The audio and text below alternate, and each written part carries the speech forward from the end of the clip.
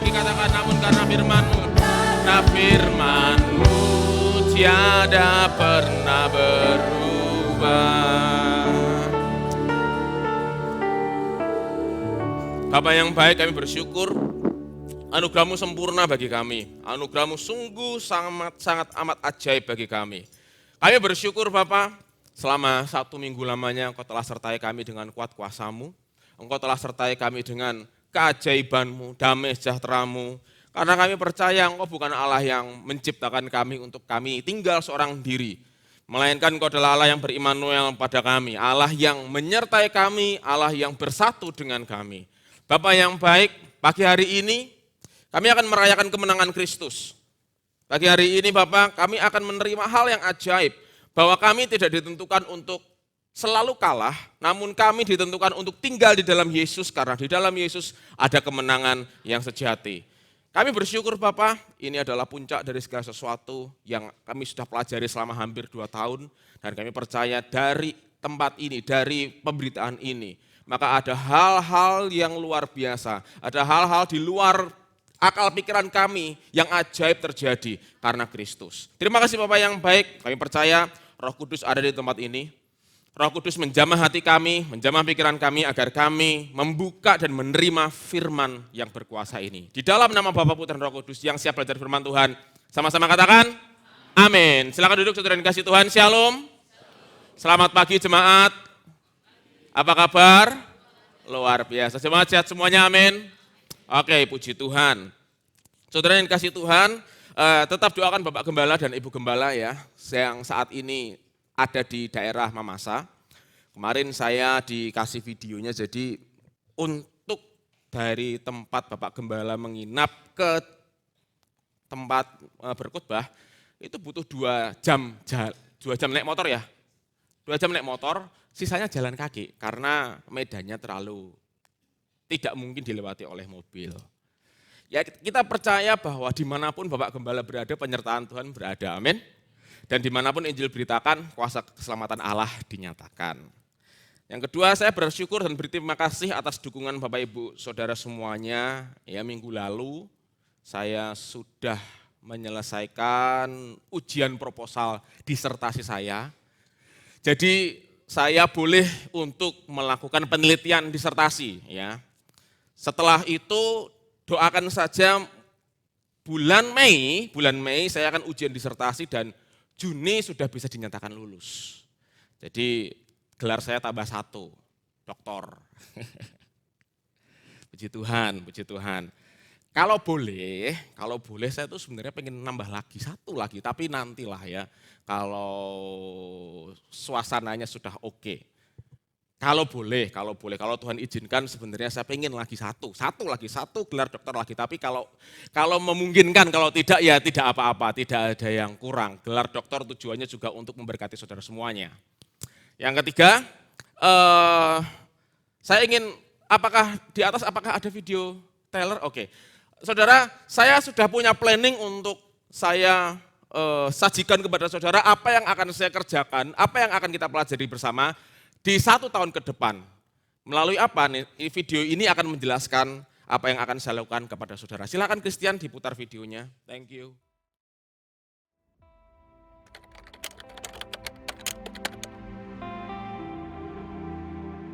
Kitab Kejadian adalah kitab pertama di dalam urutan kanonisasi Alkitab kita. Kitab Kejadian juga merupakan kitab pertama dalam 5 kitab Taurat Musa atau biasa yang dikenal dengan sebutan Pentateuch.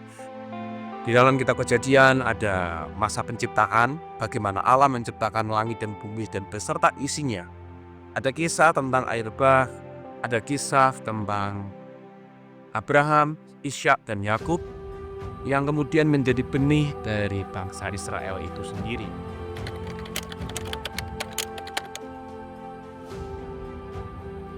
Yang menarik dari kitab Kejadian adalah saat kita Kejadian dibaca, diperhatikan dari lensa Christ-centered perspective. Saat kita semuanya melihat, membaca dan mempelajari kitab Kejadian dari perspektif Yesus Kristus, maka iman kita sebagai jemaat, sebagai orang percaya akan terbangun akan berakar dan akan kokoh di dalam Yesus.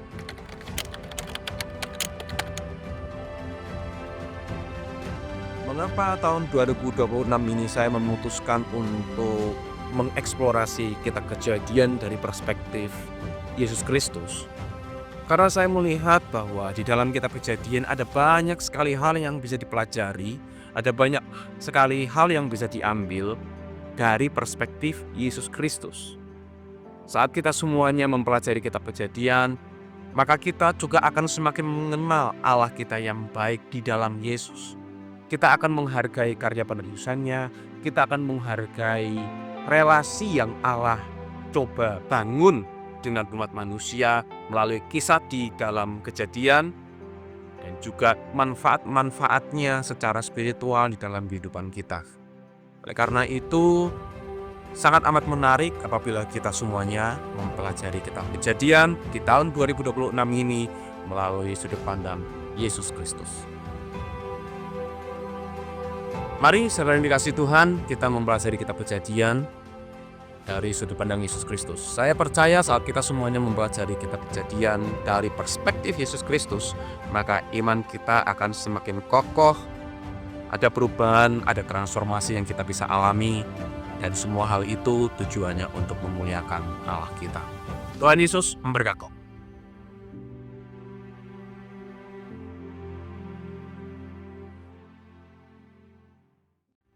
Puji Tuhan.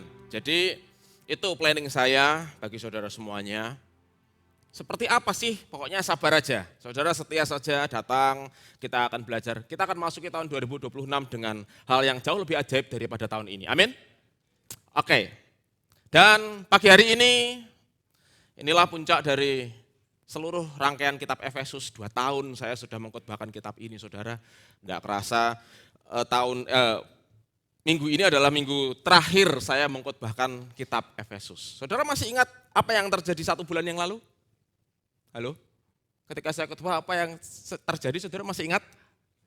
Apa coba? Listrik mati. Itu listrik mati itu ceritanya aneh, saudara. Jadi kita itu punya sistem otomatis. Ya, begitu listrik mati, otomatis itu akan menghitung mundur sekian waktu, setelah itu nyala lagi. Dan ternyata listrik mati, nyala, mati lagi. Jadi otomatisnya rusak. Saudara tahu apa yang terjadi? Saya harus mengulang khotbah dari awal sampai akhir di depan 5.000 orang. Jam 9 pagi, jadi setelah saudara pulang ada jemaat yang tidak kelihatan sejumlah 5.000 orang yang saya khotbahi. Namun setelah saya perhatikan, ternyata apa yang terjadi minggu lalu itu bukan sembarangan. Apa yang terjadi minggu lalu bukan sembarangan. Saya baru ngeh. Karena begini, apa yang saya khotbahkan di sini, yang saudara dengar saat lampu mati, dan yang di YouTube itu jauh berbeda, intensitasnya jauh berbeda. Kalau yang di YouTube itu lebih lebih seperti saya mengajar, tetapi yang saudara dengarkan itu memang bekal khusus untuk saudara. Saya bisa mengerti dari mana kejadian setelah saya berkhotbah itu selama 1 minggu itu banyak hal yang menguras energi saya, istri saya, Bapak dan Ibu Gembala. Serius, ada banyak hal yang menguras energi kami semuanya. Tapi meskipun energi kami terkuras, kami tidak takut. Karena Allah sudah membekali kami tentang kemenangan Kristus. Amin. Dan saya mendengar ada beberapa jemaat yang juga terbekali dengan hal yang sama. Yang artinya, 1 bulan yang lalu, kejadian lampu mati itu bukan kejadian teknis. Ada spiritual things, di mana iblis tidak suka kita semuanya mengenal Yesus. Perhatikan baik-baik, iblis tidak suka kita semuanya mengenal Yesus. Makanya dibikin tidak fokus. Oke. Tetapi bulan lalu saya bilang apa?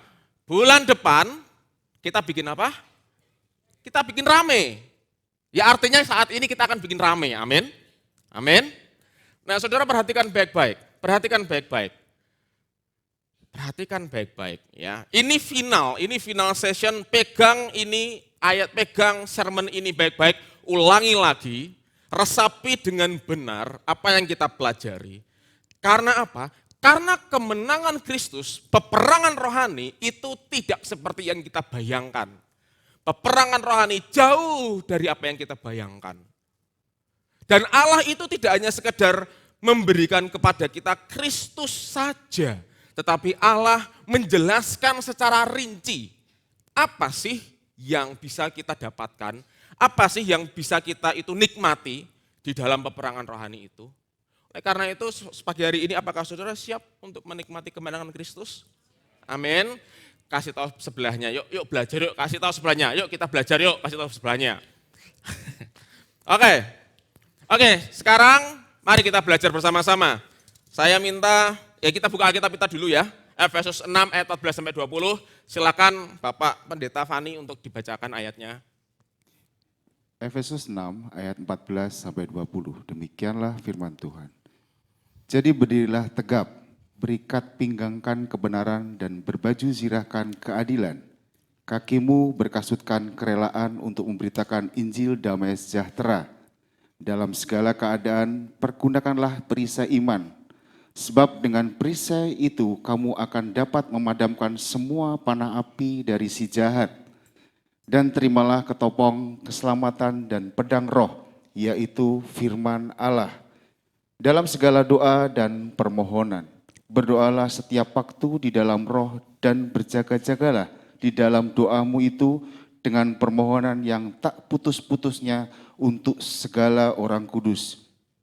Juga untuk aku, supaya kepadaku, jika aku membuka mulutku, dikaruniakan perkataan yang benar, agar dengan keberanian aku memberitakan rahasia Injil, yang kulayani sebagai utusan yang dipenjarakan. Berdoalah supaya dengan keberanian aku menyatakannya, sebagaimana seharusnya aku berbicara. Oke, terima kasih. Terima kasih Pak Pendeta Fani ya. Suaranya mengingatkan saya kepada salah satu penyiar Harapan FM, namanya Deno Prasetyo, saudara. Oke, kita akan bagi ayat ini menjadi 4 bagian. Yuk silakan PowerPoint selanjutnya. Jadi ada 4 hal yang akan kita pelajari bersama. Ngomong-ngomong saudara, karena bulan lalu saya ngomong kita bikin rame, saya tuh sampai dandan seperti ini supaya rame saudara. Oke. Yang selanjutnya supaya enak dilihat.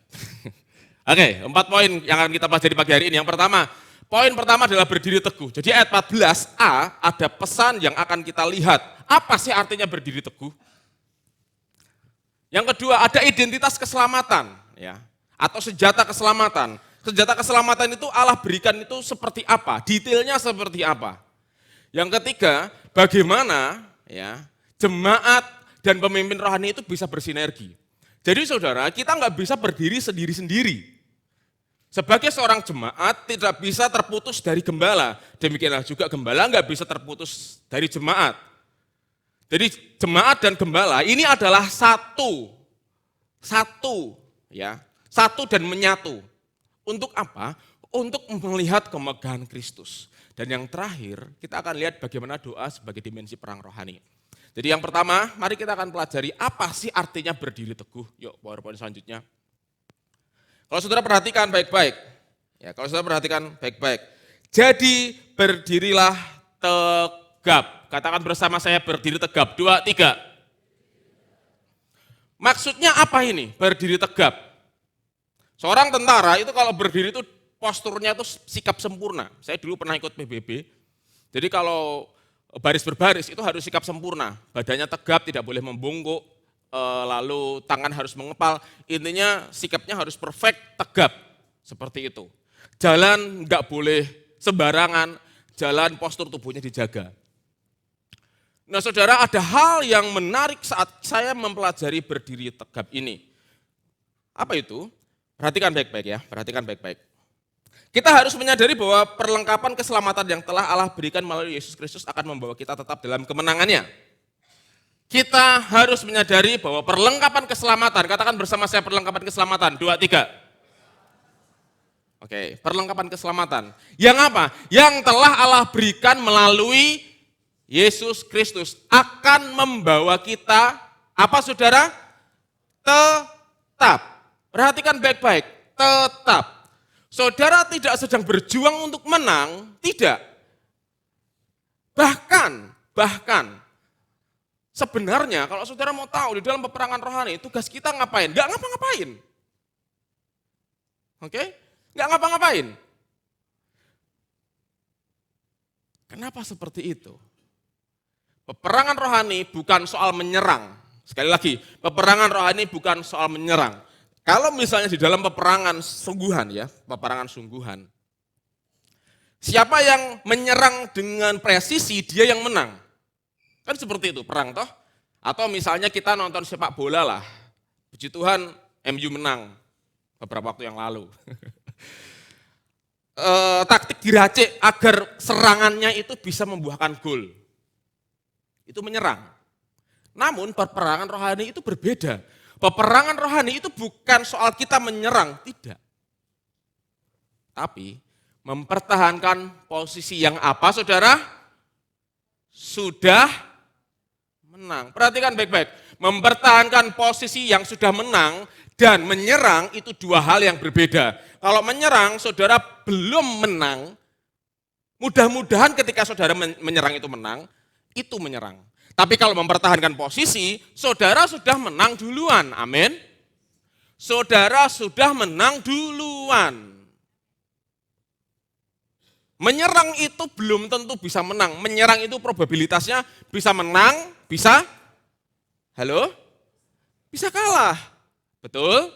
Tetapi kalau mempertahankan posisi yang sudah menang, itu lain ceritanya.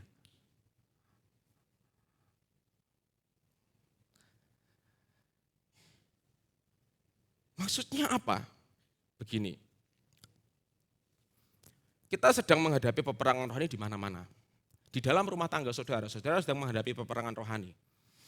Kondisi suami yang tidak baik-baik saja, kondisi istri yang tidak baik-baik saja, kondisi anak-anak yang tidak baik-baik saja, problematika rumah tangga yang tidak baik-baik saja. Kita sedang menghadapi hal itu setiap hari.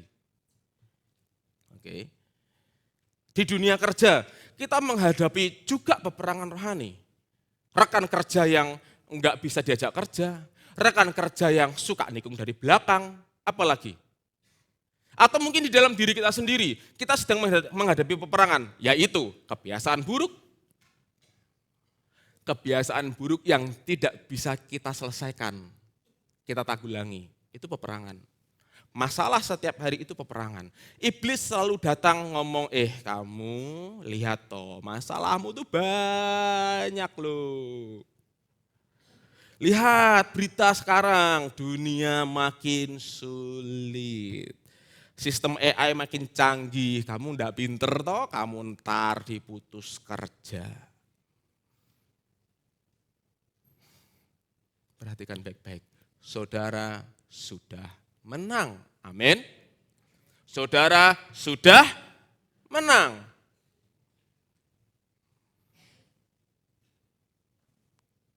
Saat kita menghadapi hal tersebut, tugas kita apa? Contoh, kita menghadapi kekhawatiran. Kita bingung, Tuhan, zaman sekarang makin sulit cari duit. Banyak kaum menengah mulai makan tabungannya. Lalu aku bagaimana ini? Mulai deg-degan nih. Duh, aku harus kerja dengan benar, aku harus cari tambahan uang, aku harus begini. Saudara, tidak ada yang salah dengan bekerja. Saya setuju kita harus bekerja, amin. Tetapi yang salah adalah saudara berangkat kerja dari kekhawatiran, itu salah. Saudara berangkat kerja karena saudara orang yang kaya di dalam Yesus. Amin. Apalagi, saudara menghadapi rumah tangga yang tidak baik-baik saja, para suami tinggal di dalam Yesus. Di situ ada kemenangan untuk memenangkan istri dan anak-anakmu. Amin. Istri pun sama, tinggal di dalam Yesus. Nah, berbicara peperangan rohani, seringkali kita berpikir begini, saudara, perhatikan baik-baik. Peperangan rohani itu adalah hal yang heboh. Kita harus doa kumpul, begitu. Pakai baju aneh-aneh. Pakai baju aneh-aneh itu maksudnya apa? Pakai baju ada kayak gininya ini apa namanya? Kayak Superman itu loh. Terus ada gininya.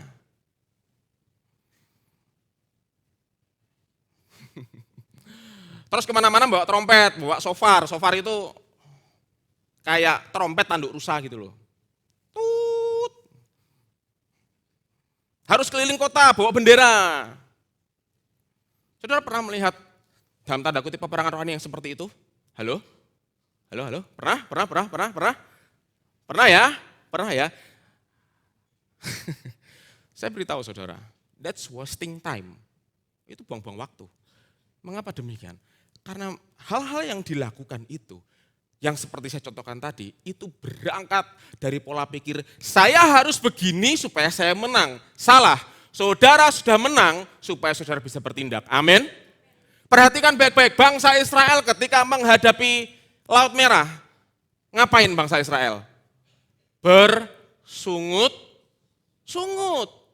Ayo lihat, perhatikan. Bangsa Israel ketika terjepit, belakang ada kejaran orang Mesir, depan laut, apes sudah. Apa yang bangsa Israel lakukan? Sungut-sungut. Tetapi Allah bilang sama Musa, tenang, tinggal tenang. Peperangan ini punyaku. Bangsa Israel apa? Apakah bangsa Israel terus, oke, mari teman-teman semuanya kita mencoba untuk membelah laut? Tidak. Siapa yang membelah laut untuk bangsa Israel jalan? Allah sendiri. Perhatikan baik-baik, peperangan hidupmu itu miliknya Tuhan. Sekali lagi, tantangan peperangan di dalam kehidupan saudara dan saya itu miliknya Tuhan. Tugas kita adalah tinggal tenang di dalam Yesus, titik. Amin. Enak kan? Peperangan rohani di dalam perjanjian baru itu sebenarnya tidak seru. Kita cuman duduk percaya Tuhan, aku percaya kemenangan terjadi. Aku percaya masa depanku terjamin karena Yesus sudah menebus aku. Sudah, amin. Saudara bekerja, nikmati anugerah Tuhan. Ketika saudara bekerja, tiba-tiba ada promosi, tiba-tiba ada berkat A, berkat B, berkat C, atau pekerjaan saudara itu bisa diselesaikan dengan cepat. Gak ada yang tahu, tetapi itu semuanya tangan Tuhan yang ajaib memelihara saudara, karena saudara umat tebusan Allah. Tanpa penebusan tidak ada apa? Berkat dan warisan. Tanpa penebusan saudara akan kalah, dan kalah. Jadi pagi hari ini tenang. Yesus adalah kemenangan kita. Amin. Apa masalah saudara? You name it. Oh, you name it. Apa masalah saudara? Saudara sebutkan. Tidak sukar bagi Allah untuk menolong. Tidak sukar bagi Allah untuk menolong. Amin. Saudara, jangan lihat saya saat ini, ya. Kalau saudara lihat saat ini beda, karena saya sudah melihat berkat Tuhan. Kalau saudara lihat saat ini, oh iya, Pastor Danis memang lebih ganteng, ya itu wajar. Tapi saudara lihat saya tahun 2018, 19, saudara percaya enggak? Kami berdua, saya dan istri, uang cuman punya 2.000 perak. Saya masih kuliah di STT, S2 itu, bayangin coba. 2.000 perak istri saya nyetir dari Kudus ke Semarang. Telepon saya, kok uangnya tinggal 2.000. Saudara tahu apa yang saya pikirin? Kalau bensinnya habis, pinggirin jalan aja. Udah enggak ada duit. Saudara enggak pernah lakukan itu kan? Tetapi perhatikan baik-baik. Nyatanya Allah itu memelihara kami berdua kok. Ini loh Allah loh, bukan saya loh. Halo? Allah yang pelihara kami berdua sampai di detik ini. Kalau saya pernah mengalami hal itu dan Allah tidak gagal, perhatikan kata-kata saya. Kalau saya pernah mengalami hal itu dan Allah tidak gagal memelihara saya percaya Allah tidak gagal memelihara saudara. Amin. Dulu saya enggak ngerti. Sekarang saya berani ngomong seperti ini karena kami sadar kami sudah ditebus. Saudara sudah ditebus, perhatikan baik-baik, ingat ya kekurangan yang saudara hadapi bisa jadi tipuan iblis untuk berkata, sudah kamu kalau kamu hidup di dalam kelimpahan nanti kamu lupa Tuhan. No. Perhatikan baik-baik, pegang kata-kata saya. Berdoa, izinkan Roh Kudus merombak. Kita punya Allah yang kaya kok, amin saudara. Berdoa, ketika saudara diberkati Tuhan, mata kita itu hanya melihat Sang Pemberi berkat. Amin. Tenang, tenang, tenang. Tetap tenang. Tinggal di dalam siapa? Yesus. Ingat, kita bukan sedang menyerang untuk menang. Kita sudah menang. Katakan bersama saya sudah menang. Kasih tahu sebelahnya, kamu juga sudah menang. Amin, saudara. Kita pertaruhkan firman untuk menjawab dirinya sendiri. Perhatikan baik-baik, kita akan pertaruhkan firman untuk menjawab dirinya sendiri. Amin. Oke, itu berdiri tegap. Jadi berdiri tegap karena saudara sudah menang. Ya, jangan terkunci di masa lalu terlalu lama. Masa lalumu dan dosa-dosanya sudah diampuni. Lihat masa depan, ada kemenangan Kristus yang saat ini sedang saudara nikmati. Oke, itu poin pertama. Kita lanjut ke poin kedua. Nah, saudara, silakan difoto karena minggu depan kita akan ujian ya. Biasanya kalau mahasiswa gitu, mahasiswa saya biasanya kayak gitu. Yuk, silakan difoto daripada dicatat. Nah, begini, di ayat 14 sampai 17 itu rincian tentang baju ya. Jadi ada pakaian zaman dulu itu orang kalau mau tempur itu ada pakaian tempurnya. Kalau zaman sekarang kan ada baju kemo, ya ada baju kemo, camouflage, baju kamuflase. Oke, ada rompi anti peluru. Perhatikan baik-baik. Ada rompi anti peluru. Mudah-mudahan rompi anti peluru dipakai buat renang. Oh, salah. Maaf ya. Rompi anti peluru dipakai buat perang, bukan buat renang, salah. Karena takut hanya di sungai, saudara. Oke. Terus apa lagi? Sepatu untuk perang, helm untuk perang. Ada goggles, itu kacamata untuk perang. Ya, jadi, tapi zaman dulu sama. Zaman dulu sebelum prajurit perang itu dipakein sesuatu. Nah, perhatikan baik-baik. Kita mungkin berpikir, oke, saya harus pakai ini, saya harus pakai ini, saya harus pakai ini, saya harus pakai ini. Itu keliru. Mengapa demikian? Karena Yesus adalah perlengkapan perangmu. Halo? Perhatikan baik-baik, Yesus adalah perlengkapan perangmu. Katakan bersama saya, Yesus adalah perlengkapan perang saya. Amin. Ketika saya CGB 2, ngomong-ngomong saudara yang belum ikut CG, ayo saya ajak ikut CG. Ya, saudara bisa daftar ke nomor sekretariat. Oke, kembali. Ketika saya ikut CG, ada salah satu member CG itu memaknai ayat ini itu seperti gini. Oke, saya harus berusaha memakai contoh misalnya ikat pinggang kebenaran, berarti saya harus benar nih hidupnya. Saya harus baju sirakan keadilan, berarti saya harus adil nih. Saya harus kasut Injil damai sejahtera, berarti saya harus tenang, harus penuh damai sejahtera, perhatikan ya. Saya harus pakai perisai iman, berarti saya harus mengupayakan iman saya. Saya pakai ketopong keselamatan, berarti saya harus diselamatkan. Saya pedang roh, berarti saya harus suka firman. Perhatikan baik-baik, semua tadi yang saya bicarakan, pusatnya siapa? Saya harus pakai, saya harus ini, pusatnya siapa? Oke, itu jemaat GB Keluarga Kudus yang cerdas-cerdas. Pusatnya diri sendiri, padahal perhatikan baik-baik, begitu saudara memakai Kristus, katakan bersama saya memakai Kristus, 2, 3. Begitu saudara memakai Kristus, ini dapat semuanya, amin. Jadi Yesus itu seperti paket all in one, ada kopi 3 in 1, kopi, susu sama creamer jadi satu. Nah, Yesus itu paket all in one, di sini semuanya ada. Begitu saudara pakai Yesus, saudara punya ikat pinggang kebenaran. Perhatikan baik-baik. Begitu saudara pakai Yesus itu maksudnya apa sih, Pastor? Pakai Yesus itu artinya saudara percaya saudara sudah ditebus.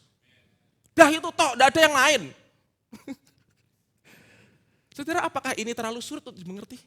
Atau justru ini terlalu sederhana untuk dimengerti? Halo? Selamat pagi. Ketika saudara pakai Yesus, ketika saudara percaya saudara sudah ditebus, saudara sudah langsung punya ikat pinggang kebenaran. Maksudnya apa? Ikat pinggang kebenaran itu maksudnya adalah, lihat catatan dulu ya. Jadi begini, ikat pinggang itu adalah alat untuk membuat prajurit bergerak bebas. Ya. Sabuk ikat pinggang. Jadi ketika prajurit pakai ikat pinggang, dia bisa bergerak bebas. Nah, Paulus bilang ikat pinggang kebenaran. Katakan bersama saya ikat pinggang kebenaran. 2, 3. Ikat pinggang kebenaran kita adalah siapa? Kristus. Maksudnya apa? Kristus membenarkan kita di hadapan Allah. Sehingga perhatikan, di hadapan Allah melalui penebusan Yesus Kristus, kita bukan orang berdosa lagi. Amin. Saudara adalah orang benar. Orang benar diberkati bersama Abraham. Amin. Itu. Jadi begitu saudara mengenakan Yesus, saudara sudah langsung pakai ikat pinggang kebenaran. Justru kalau saudara berpikir saya kayaknya orang berdosa ya, percayalah larimu gak bisa kenceng. Kenapa? Karena setiap hari kalau ada peristiwa buruk, saudara pasti mikir, kayaknya saya dosa ini deh. Bulan lalu ketika lampu mati, mungkin saudara berpikir, ini Pastor Danis ini kayak dosa apa?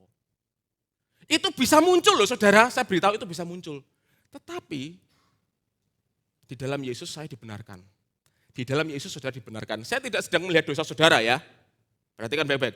Saya tidak sedang melihat dosa saudara. Tantangan yang saudara hadapi, hadapilah sebagai orang benar di dalam Yesus. Oke, itu. Jadi begitu saudara mengerti bahwa dosa saudara sudah diampuni, larimu kencang. Kerjamu jadi tenang. Bahkan saudara berani berharap hal-hal yang besar. Tuhan, aku sudah ditebus. Aku percaya keturunan orang benar tidak meminta-minta. Amin. Saudara bekerja dengan penuh keyakinan, aku bekerja dan aku percaya keturunanku gak pernah minta-minta. Karena aku sudah ditebus, istriku sudah ditebus, anak-anakku sudah ditebus. Beranikah saudara berdoa demikian? Amin. Itu ikat pinggang kebenaran, jadi larimu kencang. Terus yang kedua, baju sirah keadilan, status dibenarkan di hadapan Allah. Baju sirah itu bicara masalah, baju sirah itu melindungi tubuh vital ya, jantung dan paru-paru. Nah, kalau kita bicara masalah keadilan, ini keadilan Allah. Yang artinya, saudara Allah itu adil dalam membenarkan orang berdosa. Karena kenapa? Karena Allah menghukum dosa tidak di dalam kita, tetapi di dalam Yesus yang menggantikan kita. Yang artinya, begitu saudara percaya Yesus, saudara mendapatkan baju sirah keadilan. Tidak ada iblis yang bisa menanamkan rasa bersalah atas dosa masa lalumu. Amin. Amin. Oke. Jadi saudara tenang, damai. Jangan pernah berpikir seperti ini. Mungkin karena masa lalu saya buruk, jadi saya harus menanggung dosa saya. Buang konsep itu jauh-jauh, dosamu sudah ditanggung Yesus. Ya. Buang rasa bersalahmu karena dosa masa lalumu. Udah ditanggung Yesus. Tugas kita apa? Pakai baju sirah keadilan. Iblis tidak bisa menuduh, kan jantung ini kan hati ya. Iblis tidak bisa menuduh hatimu saat saudara percaya bahwa saudara sudah ditebus. Pastor, kalau kayak gitu kan kita bisa main-main dengan dosa. Perhatikan baik-baik. Begitu saudara tahu saudara sudah ditebus. Begitu saudara sadar sudah ditebus.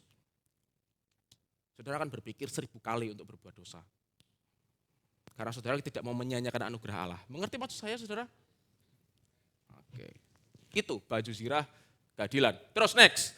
Kasut Injil Damai Sejahtera. Kasut itu sepatu saudara, sepatu ya. Nah, kasut prajurit Romawi memungkinkan prajurit berdiri teguh dan bergerak cepat. Nah, perhatikan baik-baik. Injil adalah kekuatan Allah yang menyelamatkan. Tidak ada Injil, tidak ada kekuatan Allah yang menyelamatkan. Saat kita percaya kita sudah ditebus, kita sudah pakai sepatu damai sejahtera. Yang artinya setiap langkah hidup kita, saat kita mendengarkan Injil, langkah hidup kita penuh dengan damai sejahtera. Yang percaya katakan amin. Kita tidak sedang melangkah di dalam kekhawatiran. Kita tidak sedang melangkah di dalam keterpurukan, tidak. Terlepas apapun tantangan saudara pagi hari ini, perhatikan, saudara sedang melangkah di dalam damai sejahtera karena Yesus. Tugas saudara apa? Dengerin Injil. Dengerin Injil. Datang ke gereja, dengarkan firman dengan sungguh-sungguh, ulang lagi, ikut care group, besok datang lagi, dengerin baik-baik, ikut care group, ulangi lagi, terus-menerus. Sampai pikiran kita itu berubah. Dengan pikiran yang berubah, saudara memakai sepatu damai sejahtera, langkahmu aman. Langkahmu aman. Langkah keluargamu juga aman. Amin. Nah, itu. Terus lagi, perisai iman. Perisai iman pertahanan dari serangan iblis ya. Maksudnya apa? Iman dalam pribadi dan karya Kristus. Perhatikan baik-baik. Kalau dulu orang kan dulu kan perangnya kan pakai pedang ya saudara ya, pakai pedang. Gitu. Biasanya perisai itu di tangan kiri. Kalau saya tidak salah ya. Kalau di di Avenger Endgame itu kan Kapten Amerika megang perisai di tangan kiri, terus dia megang palu di tangan kanan. Perisainya untuk nangkis, palunya untuk nyerang kan gitu kan. Perhatikan baik-baik. Perisai itu berguna untuk menangkis serangan musuh. Nah, perisai iman, perhatikan baik-baik, perisai iman. Bagaimana cara kita menangkis musuh? Bagaimana cara kita menangkis buah pikiran yang buruk yang iblis tanamkan? Contoh, iblis menanamkan keraguan. Apa kamu bisa, perhatikan nggak ya? Perhatikan ya. Iblis itu sukanya membuat kita fokus sama diri kita sendiri. Iblis datang menanamkan benih keraguan. Opo kowe iso? Tahun depan itu makin sulit, dan makin sulit. Mumet toh kamu. Padahal firman Tuhan berkata Allahku akan memenuhi segala. Halo. Apa saudara? Memenuhi apa? Segala keperluanku. Amin. Nah saudara, ketika iblis menanamkan itu, saudara tangkis pakai iman. Iman di dalam pribadi dan karya Kristus. Iman timbul dari apa? Mendengarkan firman Kristus. Pagi hari ini imanmu, gini. Pagi hari ini saudara sedang dipakein perisai iman. Sudah ada di dalam genggaman. Amin. Jangan lupa ya, dipakai terus ya. Ya, dipakai terus. Cara memakai perisai iman gimana? Dengarkan firman. Oke. Itu perisai iman. Lalu ada ketopong keselamatan. Katakan bersama saya ketopong keselamatan. 2, 3. Ketopong itu apa sih? Ketopong itu kayak helm gitu loh. Kayak helm ya saudara ya. Kenapa kok kita itu pakai helm ketika kita berkendara? Bukan karena peraturan pemerintah. Bukan, itu alasan dasar. Kita memakai helm karena kita sadar di dalam kepala kita ada organ-organ penting. Ya. Ketika saudara pusing, seluruh badan nggak enak. Betul? Ketika saudara naik motor dan jatuh, kalau kena helmmu, saudara nggak apa-apa, aman, kepala saudara aman. Nah perhatikan, di dalam kepala itu ada otak untuk berpikir. Perhatikan baik-baik, ini penting sekali. Di dalam kepala ada otak untuk berpikir. Begitu pikirannya konslet, maka langkah hidupnya amburadul. Kenapa kok kita harus pakai ketopong keselamatan? Supaya pikiran kita, perhatikan baik-baik, supaya pikiran kita hanya dipenuhi oleh Kristus Sang Juru Selamat. Iblis akan menanamkan keraguan sedemikian rupa. Pagi hari ini kita sedang melucuti kuasa iblis, saudara, tenang aja. Ya, iblis itu kan sukanya nipu nih. Iblis akan datang. Kamu belum melakukan perintah Allah toh? Enggak selamat kamu. Kamu belum melakukan perintah Allah toh? Kamu enggak selamat kamu. Betul saudara? Halo? Saya mau tanya, apakah saudara diselamatkan karena saudara melakukan perintah Allah? Selamat pagi. Apakah saudara diselamatkan karena saudara melakukan perintah Allah? Tidak. Mengapa demikian? Pastor Fani tolong bukakan Efesus 2 ayat 8. Ini ayat langsung nih supaya saudara mengerti. Efesus 2 ayat 8. Efesus 2 ayat 8, demikianlah firman Tuhan. Sebab karena kasih karunia kamu diselamatkan oleh iman. Itu bukan hasil usahamu, tetapi pemberian Allah. Oke, perhatikan baik-baik. Apakah saudara diselamatkan karena saudara melakukan perintah Allah? Tidak. Saudara diselamatkan karena kasih karunia oleh iman. Itu, kasih karunia dan iman itu bukan hasil upaya kita. Amin. Gak ada dari upaya kita yang bisa menyelamatkan diri kita sendiri. Kalau kita bisa menyelamatkan diri kita sendiri, kita nggak butuh Yesus. Bisa dipahami saudara? Bisa ya? Nah iblis itu sukanya datang seperti itu. Katanya kamu orang yang sudah diselamatkan, nyatanya kamu gagal melakukan perintah Allah. Jangan-jangan kamu nggak diselamatkan. Itu iblis tuh sukanya kayak gitu, menipu. Oke, perhatikan baik-baik. Pakai ketopong keselamatan. Ingat, saudara sudah diselamatkan karena kasih karunia oleh iman. Amin. Justru karena saudara sudah diselamatkan dan saudara mengerti keselamatan Allah, saudara bisa menang atas kuasa iblis, saudara dimampukan untuk hidup benar. Amin. Memang sifatnya progresivitas ya, sifatnya itu ini, step by step, tidak bisa langsung berubah, tidak bisa. Paling tidak, saudara berangkat dari keselamatan yang Allah berikan, supaya langkahmu itu pasti dan permanen. Amin. Saudara diberkati pagi hari ini. Ketopong keselamatan, pakai ketopong keselamatan. Jadikan keselamatan Kristus itu sebagai konsep berpikir. Bahkan di dalam situasi dan kondisi apapun, kalau nasib saudara tidak baik-baik saja, jangan terima. Ngomong, saya sudah ditebus. Istri saya sudah ditebus, anak-anak saya sudah ditebus, masa depan saya sudah ditebus, saya tidak mau seperti ini terus. Amin saudara. Berdiri di atas keyakinan firman. Perkatakan masalahmu, hei masalah aku sudah ditebus. Aku punya Yesus yang menyelesaikan masalah. Amin saudara. Ingat tidak ada hal yang tidak bisa Yesus kerjakan. Yesus itu berjalan berkeliling untuk berbuat baik. Yesus tetap sama dulu, sekarang dan selama-lamanya. Yang artinya Yesus tetap berjalan bersama dengan saudara untuk berbuat baik. Jadi terima, amin.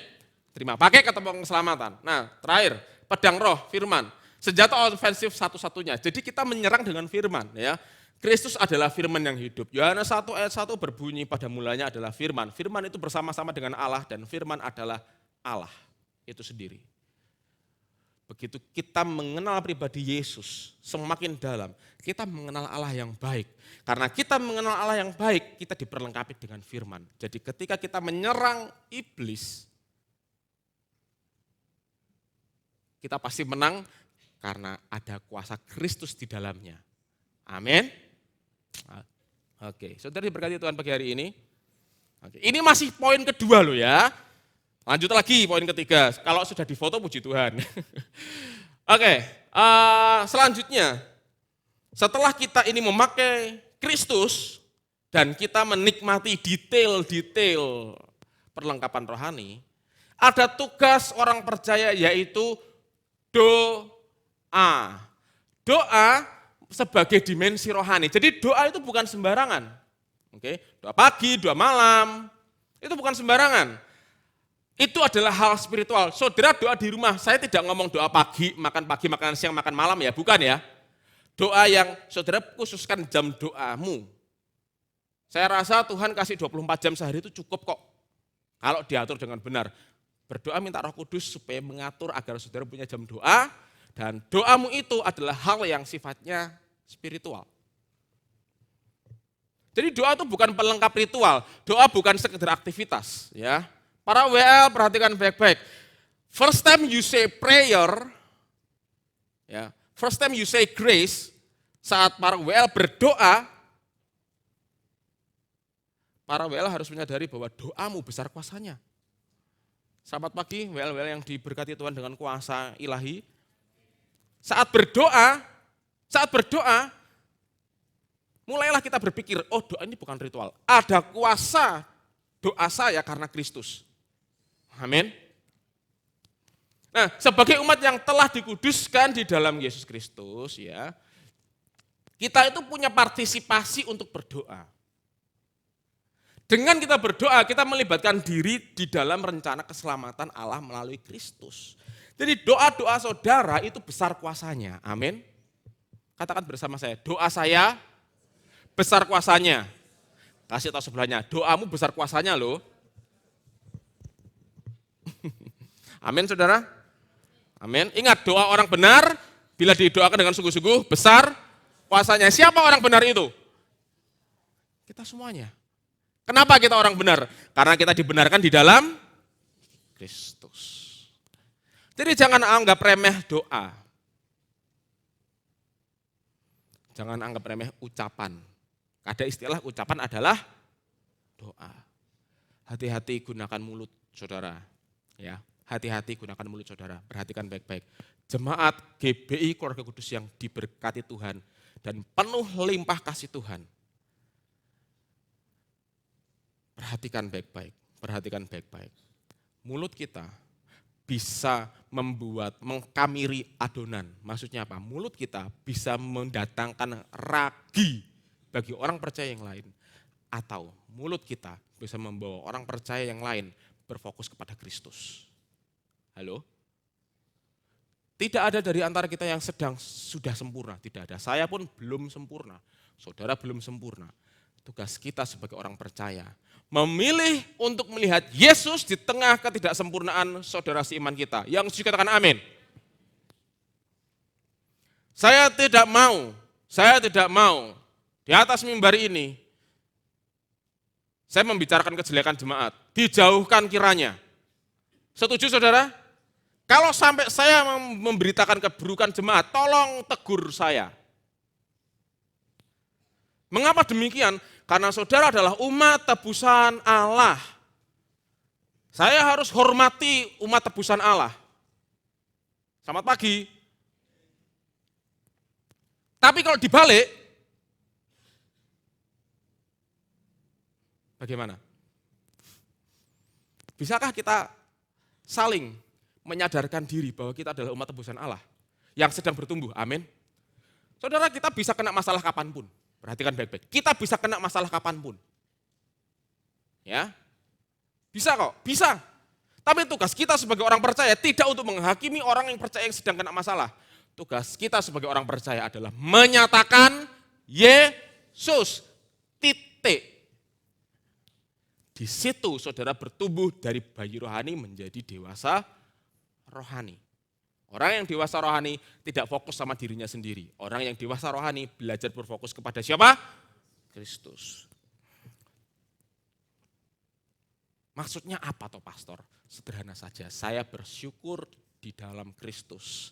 Jemaat GBI Keluarga Kudus bukan jemaat yang suka memberitakan keburukan orang percaya yang lain. Tetapi jemaat GBI Keluarga Kudus adalah jemaat yang suka menyatakan Kristus bagi saudara seimanmu. Saya percaya itu terjadi saat ini sampai nanti Tuhan Yesus datang yang kedua. Amin. Kan enak, betul? Betul? Betul saudara? Enak toh? Enak toh? Ketemu sama saudara seiman yang lain. Kena masalah ya Pak? Tenang ya Pak ya.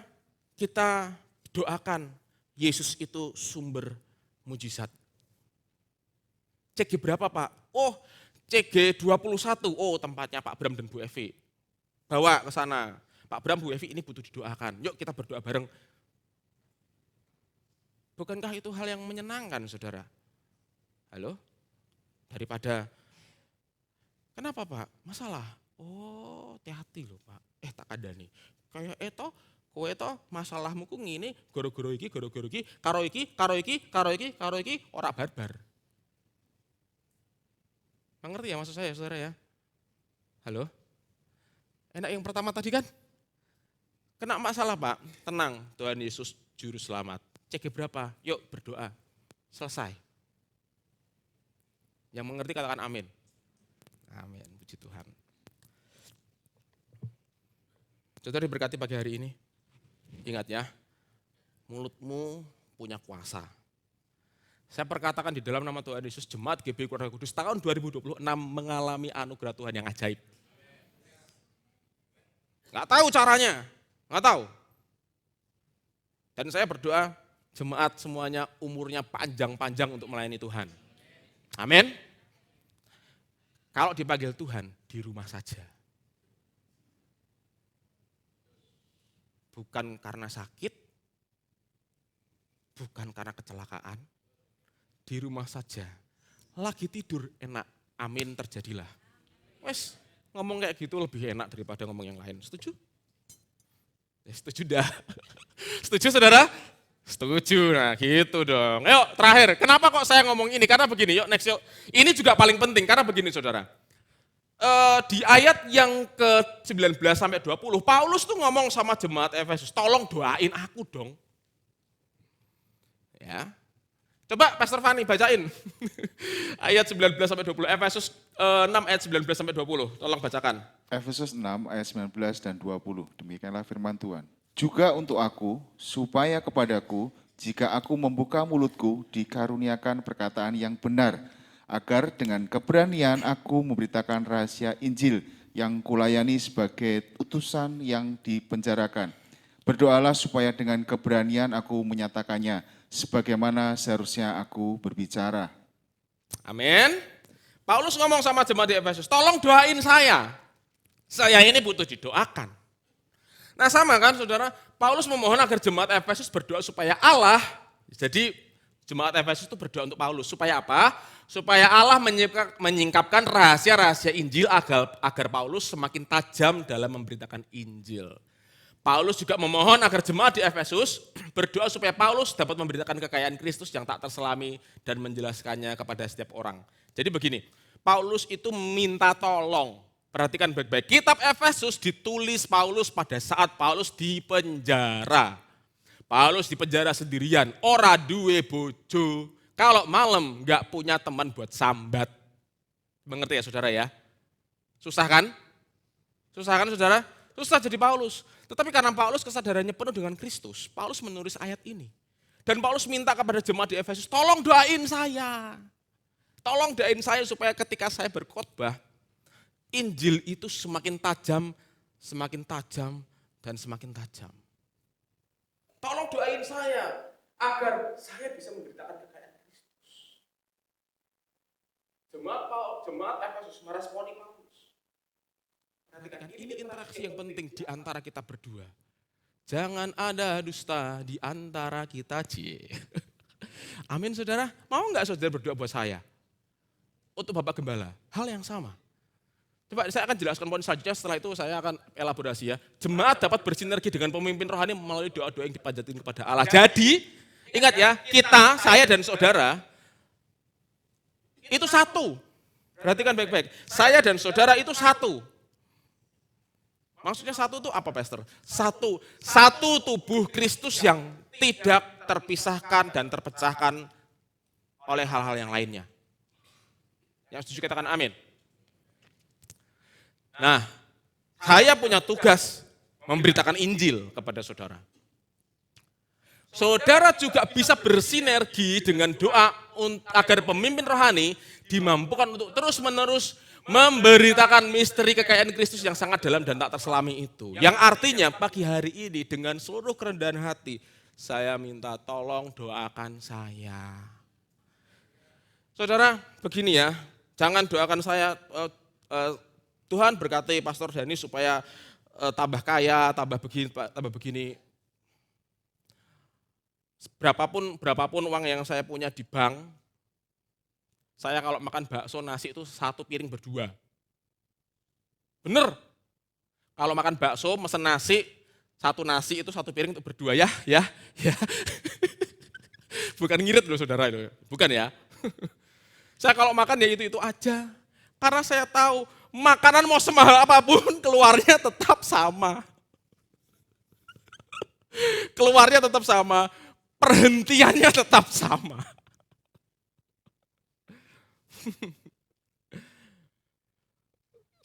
Saya bersyukur Tuhan itu sudah buat saya itu tidak ter-attach dengan barang-barang branded.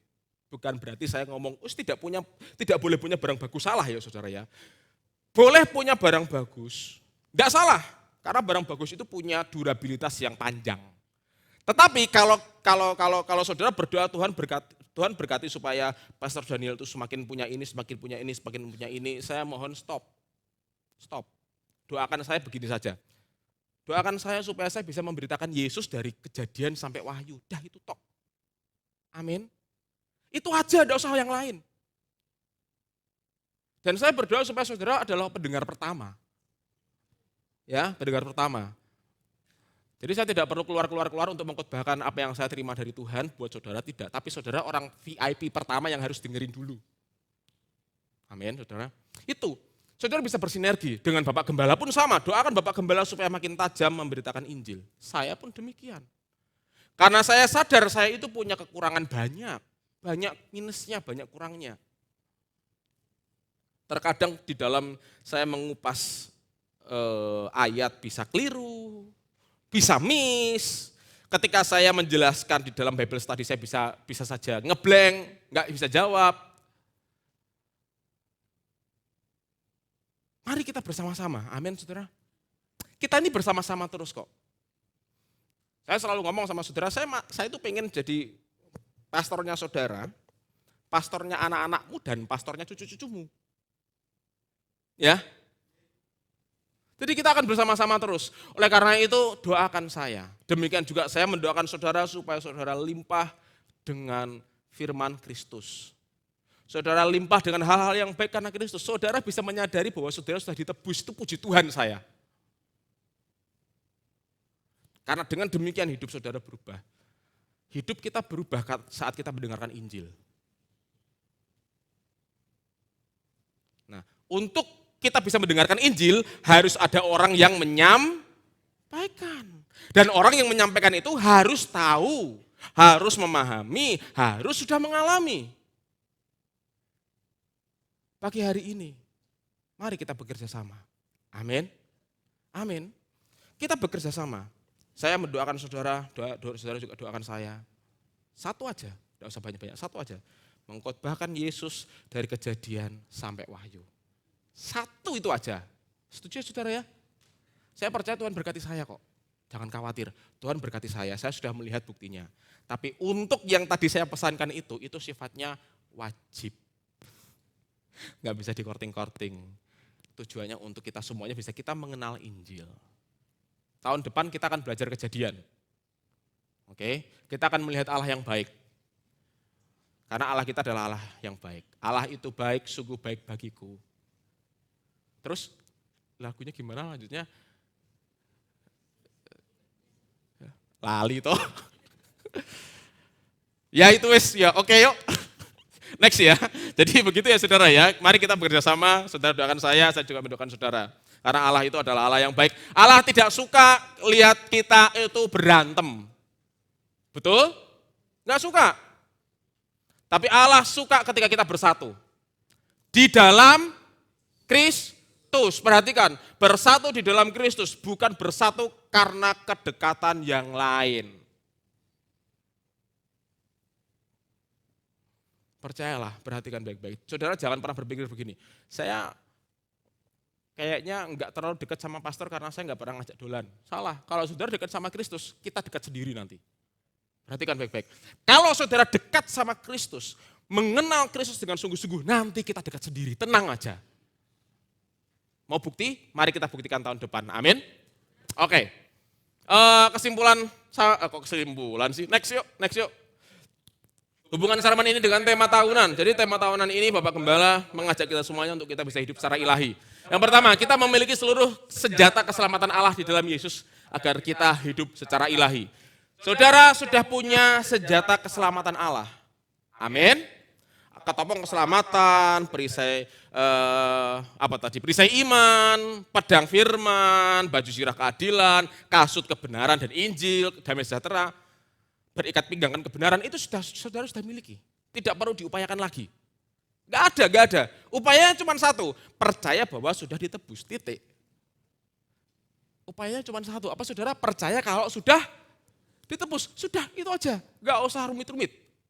Nah saudara, kita melalui peperangan rohani dengan berdoa dalam kemenangan Kristus yang membuat kita secara hidup secara ilahi. Jadi mari kita berdoa bersama. Dan mari kita sebagai jemaat, dan pemimpin rohani bersatu dan bersinergi untuk bersama-sama hidup secara ilahi di dalam Yesus Kristus. Jadi pagi hari ini saya mengajak kita semuanya untuk kita sama-sama. Amin. Kita sama-sama untuk hidup secara ilahi. Kita sama-sama untuk melihat Yesus. Amin, saudara. Oke, kesimpulan. Nah, kalau udah kesimpulan berarti sebentar lagi mau pulang. Nah, saudara, begini ya, perhatikan ya. Saya sengaja milih background ini di pinggir pantai ini. Ada filosofinya enggak? Ada. Karena peperangan rohani kita di dalam Yesus, itu situasinya kayak di pinggir pantai, saudara. Nyandak enggak? Peperangan di dalam Yesus itu kondisinya kayak di pinggir pantai. Kita tenang, kita teduh. Karena kita percaya peperangan miliknya Allah dan sudah Allah menangkan bagi kita. Jadi saudara tenang, ya. Katakan bersama saya tenang. Kasih tahu sebelahnya, yang tenang ya. Jadi kesimpulannya ya, ini adalah penutup kitab Efesus. Puji Tuhan. Yang pertama, berdiri teguh di atas penebusan Yesus Kristus. Kita berdiri teguh. Jangan mau digoyahkan oleh apapun. Kita telah, perhatikan, katakan bersama saya telah, 2, 3. Telah itu artinya sudah. Saudara sudah pakai seluruh senjata keselamatan Allah di dalam Yesus. Pagi hari ini semua senjata keselamatan Allah di dalam Yesus sudah engkau pakai. Dan itu membuat kita berdoa di dalam kemenangan Kristus. Apapun yang saudara doakan, kuasanya besar karena Yesus sumber kemenanganmu. Amin. Yang terakhir, mari kita bersinergi untuk melihat misteri kekayaan Kristus. Ini menarik ini. Kita akan bersinergi, kita akan bersama-sama untuk melihat kekayaan Kristus. 2026, saya mengajak saudara untuk melihat misteri kekayaan Kristus dari kitab Kejadian. Dan dengan demikian, pagi hari ini kitab Efesus selesai dikhotbahkan. Kasih tepuk tangan buat Tuhan Yesus kita. Amin untuk firman Tuhan, saya minta pemain musik maju ke depan. Bapak yang baik, kami bersyukur, kami sangat amat bersyukur. Anugerah-Mu terlalu ajaib, terlalu luar biasa. Kami pagi hari ini tidak hanya sekedar semakin mengerti secara pengetahuan, tetapi kami memiliki keyakinan yang teguh. Bahwa di dalam Yesus kami ini sudah menang, kami sudah berlimpah, kami sudah menikmati janji-janji-Mu dan akan selalu menikmati janji-janji-Mu. Bapak yang baik, kami percaya di tengah-tengah masa yang semakin gelap ini, terang Kristus itu akan semakin bercahaya. Kami tidak takut karena Yesus berserta dengan kami. Yesus memberikan kepada kami kemenangan yang sejati, kemenangan yang ajaib, kemenangan yang sempurna. Oleh karena itu Bapak yang baik, hamba berdoa untuk jemaat di tempat ini yang sedang bekerja. Hamba percaya Engkau membuat jemaat di tempat ini semakin bekerja secara maksimal untuk kemuliaan nama-Mu. Sehingga promosi-promosi yang ajaib, hal-hal yang supranatural itu terjadi di dalam kehidupan jemaat. Hamba juga percaya Bapak, keturunan para jemaat di tempat ini tidak pernah meminta-minta karena itu adalah janji-Mu. Bapak yang baik, kami bersyukur selama 2 tahun kami sudah membahas kitab Efesus, kitab yang sangat amat ajaib untuk kami bahas. Dan kami percaya firman ini tidak hanya berhenti sampai di sini. Kami akan melihat keajaiban-Mu, kami akan melihat keajaiban Kristus. Dan kami percaya tahun 2026 kami semakin takjub, kagum, heran, dan hormat tentang Kristus. Terima kasih Bapak yang baik, kami akan kembali ke tempat kami masing-masing. Karena itu saudara yang dikasih Tuhan, angkat tangan saudara untuk menerima doa berkat. Saudara yang dikasih Tuhan, pulanglah dengan membawa berkat dari Allah Bapa, cinta kasih dari Sang Putra dan persekutuan Roh Kudus yang menyertai kita semuanya mulai pagi hari ini sampai pada kesudahannya. Yang diberkati sama-sama katakan